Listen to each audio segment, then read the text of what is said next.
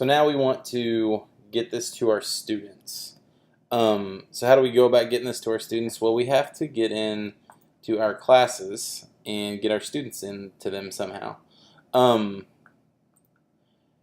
If you use Google Classroom, it's super easy. You can just import your class directly from Google Classroom, click on that button, and if you've done the badge for Google Classroom, you'll already have this set up and be able to do that really easily. So you see I have all my classes here. So I could just go ahead and import those students, right? So now I could assign that to them. But what if I don't have Google Classroom? Now I need to put my students in by inviting them. So this button up here that says invite, I'm going to click on that. And now there's a couple of new ways I can get my students in here. I could give them this code, which is kind of works like Google Classroom again. If I have a student go to EDpuzzle and type this code, they can join this class. I could also send them this link. So I could email it to them, I could tweet it to them, I could give it to them. However I get that link to them, if they can visit that link, they click on that link, that will put them into our classroom. They just accept the invitation. So now that you have your students in your class, you want to start assigning things. Here are assignments. So I want to create a new assignment. So I want to go back to my videos, my content, and I'm going to go to my volcano video. And I want to make this, assign this to my students. So you'll see that I'm on the video, and this button up here that says Assign Share.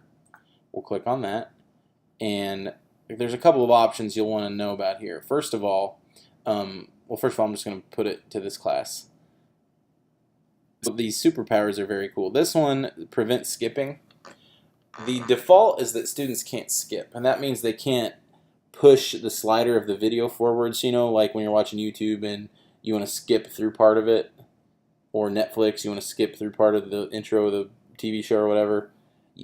Students won't be able to do that on EDpuzzle unless you let them. So if you want them to be able to skip, you can. If you don't, you can prevent skipping. This just lets you know that they're going to watch the whole doggone video, right?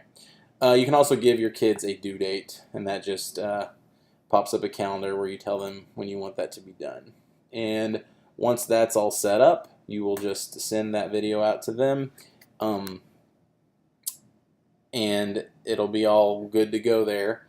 Now, if you want to post it to Google Classroom, let's say that you have a Google Class, this little post button here that's on your assignments tab, if you click that, it's going to post this to that Google Class, which is a pretty cool feature.